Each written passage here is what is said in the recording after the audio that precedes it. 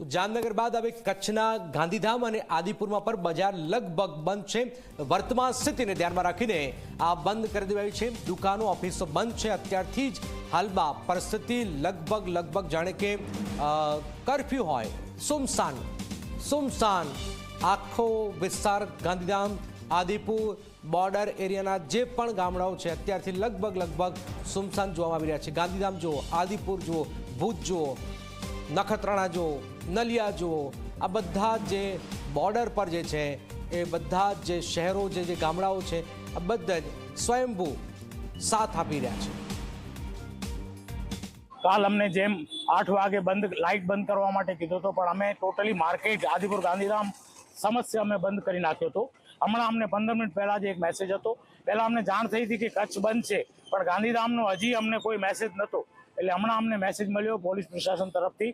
એટલે અમે હમણાં 15 મિનિટની અંદર ટોટલી માર્કેટ બંધ થાય રહી, વોકર્સ પણ બંધ થઈ જશે, કોઈ પણ માર્કેટમાં રહેશે નહીં। પ્રશાસનને પૂરેપૂરો અમારો ગાંધીધામ આદિપુરનો પૂરેપૂરો સપોર્ટ રહેશે। એનાથી આગળ પણ જે પણ સપોર્ટ આપશે એ અમારા તરફથી રહેશે, વેપારી તરફથી।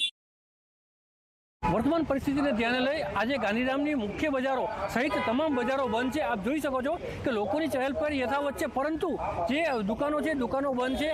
गांधी मार्केट सहित शहरनी जे मुख्य बजार है ये पण बंद है। प्रशासन द्वारा रजूआत करवामां आवी, प्रशासन द्वारा वेपारी मंडळने कहेवामां आव्युं अने वेपारी मंडळे स्वीकार करी अने तरत ज बंधनुं पालन कर्युं अने मोटा भागनी बंद करी देवामां आवी छे। आ उपरांत कंडला पोर्ट प्रशासन द्वारा पण निर्णय लेवामां आव्यो छे। 3 वाग्याथी पोर्ट प्रशासन पण बंद कर देवामां आव्युं छे। तमाम प्रकारनी હેન્ડલિંગની કામગીરી બંધ કરવામાં આવી છે। આ ઉપરાંત આજે મોકડ્રીલના ભાગરૂપે 8 થી 8:30 સુધી અંધારપટ એટલે કે બ્લેકઆઉટનું આયોજન કરવામાં આવ્યું છે। આજે રાત્રે સંપૂર્ણપણે શહેર અને આજુબાજુના વિસ્તારોમાં અંધારપટ છવાઈ જશે। નિધિનેશ રાવલ, જી મીડિયા, ગાંધીધામ।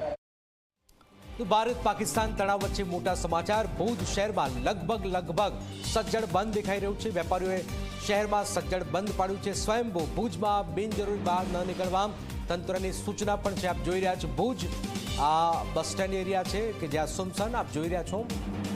આખો જે વિસ્તાર જે છે લગભગ બધી જ દુકાનોના શટર પડેલા જોવા આવી રહ્યા છે। લોકો શું કરી શકે આવી પરિસ્થિતિમાં? આ જ કરવાનું છે, જે તમને કહેવાય છે એનું પાલન કરવાનું છે, એ જ સાચી દેશભક્તિ છે। ભારત અને પાકિસ્તાન વચ્ચેની જે તણાવભરી પરિસ્થિતિ જે ઉત્પન્ન થઈ છે અને જોઈ શકાય છે કે છેલ્લા 4 દિવસથી જે ડ્રોનના હુમલા થઈ રહ્યા છે, સરહદો ઉપર પણ જે પરિસ્થિતિ ખરાબ થઈ રહી છે, ત્યારે આજે ભુજના કલેક્ટરે એક અપીલ બહાર પાડી હતી, જેના કારણે આજે ભુજ છે એ બંધ રાખવામાં આવ્યું છે। ભારત પાકના તણાવ વચ્ચે ભુજ શહેર આજે બંધ છે, તો ભુજમાં બિનજરૂરી બહાર ન નીકળવા માટે પણ તંત્રની સૂચના છે। વેપારીઓએ શહેરમાં સજ્જડ બંધ પાડ્યું છે। ભુજની બજારો પણ સુમસામ થઈ છે। ભુજમાં લોકોની ચહલ પહલ પર પણ રોક આવી ગઈ છે।